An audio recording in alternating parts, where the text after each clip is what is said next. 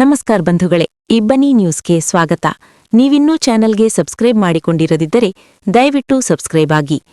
February 8, 2026ರಂದು ಹೂವಿನ ಹಡಗಲಿಯಲ್ಲಿ ನಡೆದ ದಿವಂಗತ ಶ್ರೀ ಎಂಪಿ ಪ್ರಕಾಶ್ ಹಾಗೂ ದಿವಂಗತ ಶ್ರೀಮತಿ ಎಂಪಿ ರುದ್ರಾಂಭ ಪುಣ್ಯ ಸ್ಮರಣೆ ಕಾರ್ಯಕ್ರಮವು ಅತ್ಯಂತ ಗೌರವ, ಶ್ರದ್ಧೆ ಮತ್ತು ಭಕ್ತಿಭಾವದಿಂದ ಯಶಸ್ವಿಯಾಗಿ ನೆರವೇರಿಸಲಾಯಿತು.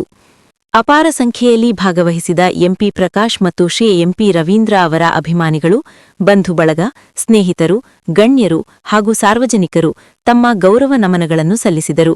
ಈ ಸಂದರ್ಭದಲ್ಲಿ ನಾವು ದಿವಂಗತ ಎಂಪಿ ಪ್ರಕಾಶ್ ಹಾಗೂ ಅವರ ಧರ್ಮಪತ್ನಿ ದಿವಂಗತ ಶ್ರೀಮತಿ ಎಂಪಿ ರುದ್ರಾಂಭ ಅವರನ್ನು ತುಂಬು ಹೃದಯ ಮತ್ತು ಕೃತಜ್ಞತೆಯೊಂದಿಗೆ ಸ್ಮರಿಸಿದ್ದೇವೆ.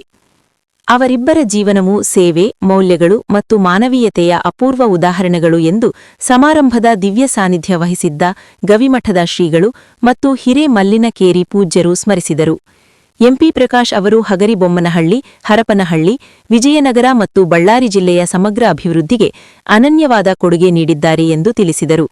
ಜನಸಾಮಾನ್ಯರ ಬದುಕನ್ನು ಕೇಂದ್ರಬಿಂದುವಾಗಿಸಿಕೊಂಡು ಅವರು ಕೈಗೊಂಡ ಅಭಿವೃದ್ಧಿ ಕಾರ್ಯಗಳು ಮೂಲಸೌಕರ್ಯ, ಶಿಕ್ಷಣ, ಆರೋಗ್ಯ, ನೀರಾವರಿ ಹಾಗೂ ಸಾಮಾಜಿಕ ನ್ಯಾಯದ ಕ್ಷೇತ್ರಗಳಲ್ಲಿ ಇಂದಿಗೂ ಪ್ರೇರಣೆಯ ದೀಪವಾಗಿ ಬೆಳಗುತ್ತಿವೆ.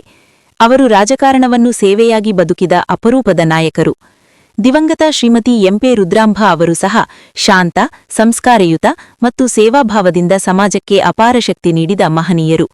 ಅವರ ಬೆಂಬಲ, ಮೌಲ್ಯಗಳು ಮತ್ತು ತ್ಯಾಗಗಳು ಶ್ರೀ ಎಂಪಿ ಪ್ರಕಾಶ್ ಅವರ ಸಾರ್ವಜನಿಕ ಜೀವನಕ್ಕೆ ದೃಢ ನೆಲೆಯಾಗಿ ನಿಂತಿವೆ ಎಂದು ಅಭಿಪ್ರಾಯಪಟ್ಟರು. ಪ್ರಕಾಶ್ ಜೈನ್, ಪರಶುರಾಮ್ ಅಂಗೂರ್ ಸಂಗೀತ ಸಾಥ್ ನೀಡಿದರು. ಡಾ ಮಹಾಂತೇಶ್ ಚರಂತಿಮಠ, ವೀಣಾ ಮಹಾಂತೇಶ್, ಕೋಡಿಹಳ್ಳಿ ಮುದುಕಪ್ಪ, ಎಂಪಿ ಸುಮಾ ವಿಜಯ್, ವಿಜಯ್ ಬ ಹಿರೇಮಠ, ಯು ಹನುಮಂತಪ್ಪ, ಸಂತೋಷ್ ಜೈನ್ ಹಾಗೂ ಎಂಪಿ ಪ್ರಕಾಶ್ ಸಮಾಜಮುಖಿ ಟ್ರಸ್ಟ್ನ ವಿವಿಧ ಪದಾಧಿಕಾರಿಗಳು ಸಮಾರಂಭಕ್ಕೆ ಸಾಕ್ಷಿಯಾಗಿದ್ದರು.